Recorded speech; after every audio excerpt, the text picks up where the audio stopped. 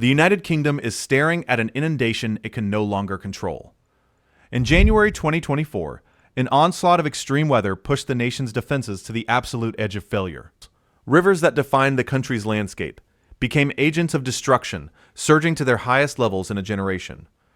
The images are a portrait of a modern nation, overwhelmed. An eighth named storm in a single winter season arrived with a fury that the land could not absorb. Over 1,000 properties were submerged. Entire towns were cut off, becoming islands in a brown churning sea. And as two severe danger to life warnings were issued, the stark reality became clear. The barriers holding back the water were on the brink. The system was failing. For those on the ground, the story is still being written in mud and loss. We want to hear the details that aren't being captured by cameras. If your community was affected, share your experience in the comments below. These stories demand deep, unflinching investigation. A significant number of people who watch and value these reports forget to do the one thing that makes them possible: subscribe.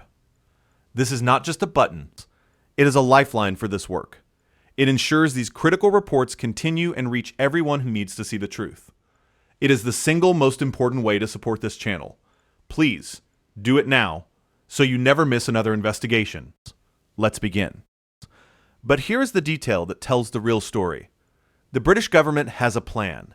A £5.2 billion plan set to run until 2027, designed to build 2,000 new flood defenses and protect over 300,000 properties. The flooding minister, Robbie Moore, stated that during this crisis, over 45,000 properties were successfully protected. Yet as the water rose, a different story was being told, not by politicians, but by hydrologists and risk assessors.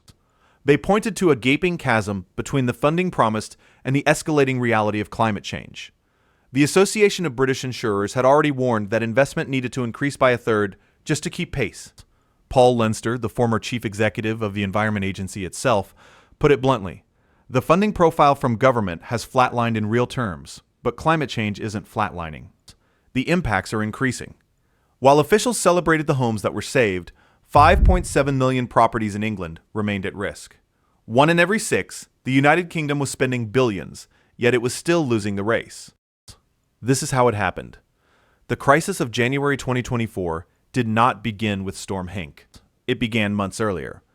The winter of 2023 was a brutal, relentless succession of storms, each one given a name, each one dumping more water onto the British Isles. Babe, Ciaran, Debbie, then Fergus, Ellen, and Garrett. They came one after another, a percussive assault of wind and rain that left the earth with no capacity to absorb more. Professor Hannah Cloak, a hydrologist at the University of Reading, described the situation with terrifying simplicity. The ground is completely and utterly saturated. Any drop of rain that falls is going to be swelling the rivers. The country was a filled sponge. And then, on January 2nd, Storm Henk arrived. The Met Office issued amber and yellow warnings for rain. It wasn't the total volume that was the primary threat, but the speed and the saturated ground underneath. In a period of just 12 to 18 hours, 30 to 40 millimeters of rain fell across vast swathes of the country. In some places, like Ablington in Wiltshire, that number climbed to nearly 48 millimeters. It was a deluge with nowhere to go. It sheeted off the land, pouring directly into already swollen streams and tributaries, which in turn fed the nation's major arteries. The rivers began to surge. By January 4th, the situation had escalated into a national emergency. Along the River Trent in Nottinghamshire, a major incident was declared. The water level at the Colwyn gauge, a critical measuring point, was climbing with terrifying speed. It hit 5.35 meters. This was the highest the Trent had been in over 20 years, pushing perilously close to the all-time record of 5.5 meters set during the catastrophic floods of the year 2000. For residents who remembered that devastation, it was a horrifying echo of the past. Homes were being evacuated. Emergency services were scrambling to hold the line. At the same time, hundreds of miles south in Gloucestershire, another drama was unfolding in the historic town of Tewkesbury. This town sits at a point of unique geographical peril, the confluence of the River Severn, Britain's longest river, and the River Avon. It is a town defined by its relationship with water. But in January 2024, that relationship became toxic. The combined furious flow of both rivers turned Tewkesbury into a fortress under siege. Water breached the banks, inundating streets, businesses, and homes. Ancient landmarks stood marooned. Roads vanished. The town was being dismembered by the very rivers that gave it life. This wasn't just a flood, it was an occupation. The Environment Agency, the government body on the front line of this fight, had more than 300 flood warnings active across England. They had a staff of over 1,800 people on the ground, working around the clock. They deployed over 9 kilometers of temporary flood barriers, desperate, last-ditch lines of defense. But even as they fought, the scale of the crisis was expanding. The sheer volume of water moving through the system was immense. It was a battle being fought on hundreds of fronts simultaneously, and in some places, it was a battle they were destined to lose. The debate over strategy is fierce. Is it about these hard engineering solutions, or the softer natural approaches? The official narrative is one of resilient defenses, but the reality for over 1,000 flooded homeowners is something else entirely. We want to know what you see in your community. Let us know below. And here is what made it so much worse. The infrastructure designed to protect the nation is a patchwork of old and new, of brilliant engineering and quiet decay. While some defenses held, others were simply overwhelmed. This isn't a simple story of success or failure, but a complex tapestry of calculated risks, aging assets, and the brutal reality of a changing climate. To understand the stakes, look at London. On January 2nd, as Storm Henk raged, the Thames Barrier was closed. Its 10 enormous steel gates rose from the riverbed, severing the river's connection to the sea. It was the 221st time in its operational history that this monumental piece of engineering was called into action to shield the capital from a combined high tide and storm surge. It worked. The heart of the UK's economy, where iconic buildings like the Houses of Parliament and MI6 headquarters sit on the historic floodplain, was kept dry. It was a testament to foresight and engineering might. But that success story was not replicated everywhere. While London was secure behind its multi-billion-pound shield, other parts of the country were paying the price. The defenses along rivers like the Trent and Severn, while significant, were simply not on the same scale. They were pushed beyond their design limits. Shrewsbury saw homes evacuated as the Severn topped its defenses. Communities that believed they were safe found themselves in the path of the flood. This has created what some describe as a postcode lottery for flood protection. The deployment of the Environment Agency's temporary barriers is not uniform. The decision of where to build a permanent multi-million-pound defense scheme versus where to rely on sandbags and luck is a life-altering calculation for the communities involved. It's the brutal triage of a nation with finite resources facing an infinite threat. The images from towns like Tewkesbury and along the River Trent are a warning for the entire country. If you have family or friends living in one of the 5.7 million properties at risk, sharing this report is a crucial way to ensure they see and understand the real stakes. The like button helps our team by signaling that these public interest stories matter and must be told. The core of the problem is a fundamental mismatch. The UK's flood defenses, all 7,800 of them, were largely designed and built for a climate that no longer exists. They are calibrated for a certain type of rainfall, a 1 in 100 year event. But climate change is rewriting the rules. The UK has seen 6 of its 10 wettest years on record since just 1998. What was once considered extreme is becoming the new normal. So when a system designed for one shock is hit by a second, and a third, and in the case of this winter, an eighth, it begins to break down. The ground saturation meant Storm Henk wasn't a 1 in 100 year rainfall event on its own. It was the final blow to a system already weakened and at capacity. The barriers were not holding back one storm. They were trying to hold back the accumulated weight of an entire winter. It was an impossible task. And this leads to the most common misconception. Many believe the solution is simple. Dredge the rivers, gouge them deeper, make them wider, and the water will flow away faster. But experts almost universally dismiss this as a dangerous oversimplification. Dredging is expensive. It can be ecologically devastating, and most critically, it often doesn't solve the problem. It just moves it downstream. Faster. A dredged river can accelerate a flood pulse, taking water from one community and delivering it with greater force to the next. The modern approach, favored by the majority of hydrologists, is the opposite. It's about slowing the water down. Here is what is not making most headlines. While the country watches concrete walls and steel barriers, a quieter revolution in flood management is taking place. It's a battle being fought not with excavators, but with beavers. In several parts of the UK, these animals are being reintroduced as ecosystem engineers. Their instinct is to build dams, creating a series of small ponds and wetlands across the landscape. Each dam acts as a break, slowing the flow of water, storing it upstream, and releasing it gradually over days instead of hours. This process, known as natural flood management, reduces the violent peak of a flood, lessening the strain on downstream defenses. It's an ancient solution to a modern problem, and it doesn't stop with beavers. Across the country, projects are underway to resurrect ghost ponds, old farm ponds that were filled in over centuries to create more agricultural land. Each restored pond becomes another small reservoir, another piece of the landscape working to hold water back. The strategy is to turn the entire catchment area into a sponge, not just a river channel into a pipe.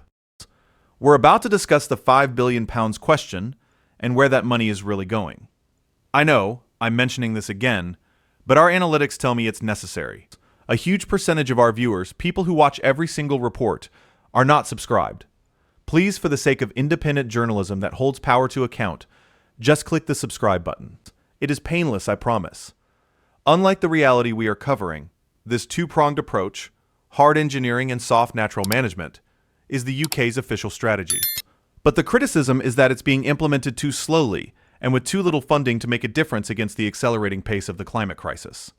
While a few dozen beavers are building dams in Devon, thousands of acres of concrete and tarmac are being laid across the country, increasing the rate at which water runs off into rivers.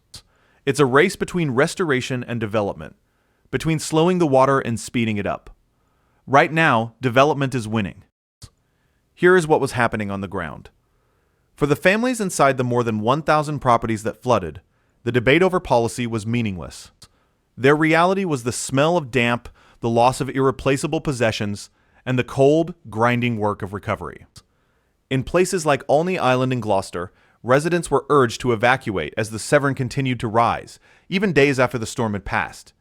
Imagine being told to leave your home not knowing if it will be there when you return. Imagine the choice of what to grab in the few minutes you have. For many, this was not a new experience.